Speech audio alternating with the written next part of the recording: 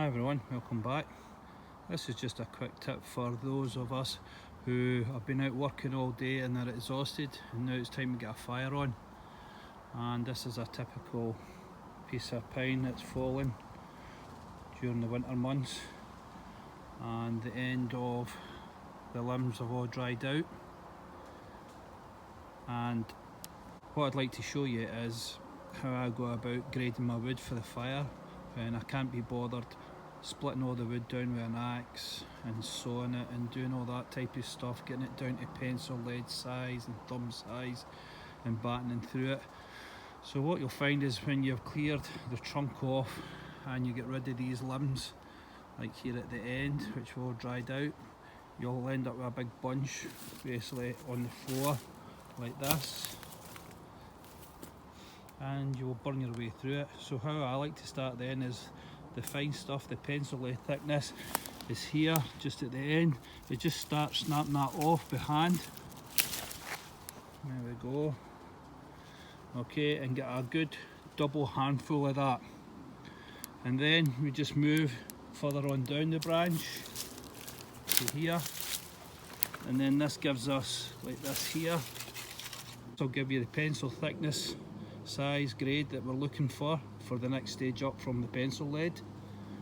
And then we move across again, typical like this here at the joints, which gives you your thumb size grade. Next, just snap them off, a big double handful again. When you come up to my sawhorse, I'll show you what I mean, how much you're looking to collect. So here's the pencil lead size off the end, just a good handful like that. And then here's the pencil size, next grade, good double handful. Then here's the thumb. Then all your offcuts that you've got left for cutting your logs at the end, this goes on next. So this saves you doing any cutting, and this can all be done by hand. It's just a much faster way of doing it. This is the lazy man's way of doing it, or some say this might be the most efficient way of doing it. It all depends on your circumstances if this is an efficient way or not. If you've got the time and the equipment to do it, well, go breaking down all the various sizes and grade of wood until you're happy with it. But if you're not, this is a great way for speed to get a fire up and established. For talking sake, the weather might be closing in. I'd recommend this way rather than use your tools. Okay, so hopefully this is a nice wee tip for you, for those maybe starting out in bushcraft. It's the way I was shown when I was a kid. Yeah, the military did show me all the proper process of battening through wood, splitting it down. But to this day I still prefer this method.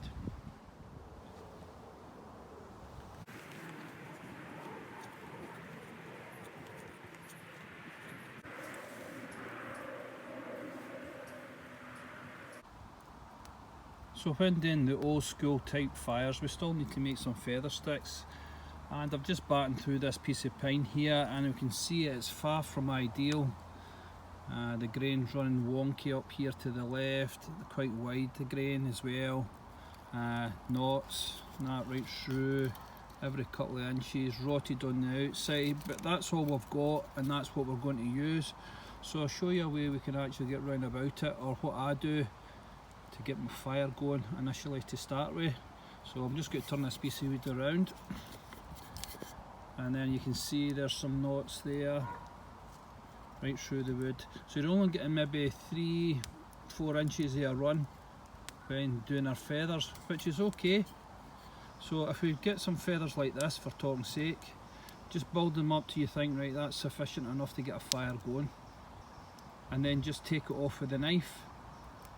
What I mean by that is when you take it off with a knife, that 3 or 4 inches, that's ideal for fitting inside your tin, just like this, if you can see here. Right, and you can get your char cloth in there. Obviously you'd like to make your feathers a bit thinner. I've just done this quick to give you a rough idea of what I'm talking about. In my last couple of videos you've actually seen me doing this method. This is a method I do in the winter, solely because it gives you the capability to get into some cover away from the rain and actually carry the tin to wherever your fire pit is and move about, and that's the reason I like this method. And you just put it straight in the fire, so you can get 3, 4. That last video I done, I think I had 4 feather sticks, but they were just short. And the wood I work with, this is normally what I get, it's just a maybe 3 to 4 inches of a run to make feathers before we get these knots like this, which are a pain in the backside. In the ideal world we'd love a big piece of wood, great grain to do our feather sticks, but it never happens, does it, unless you're going to be hunting. And the thing about this channel, it's easy going outdoors because we want to make life easy. So rather than go out and hunt for more wood, just use what you've got. And this is what I do, so I would just take that off with my knife, stick it in there, do 3 or 4 of them, and just light it in the tin and carry that to my fire pit, or actually light it in the fire pit.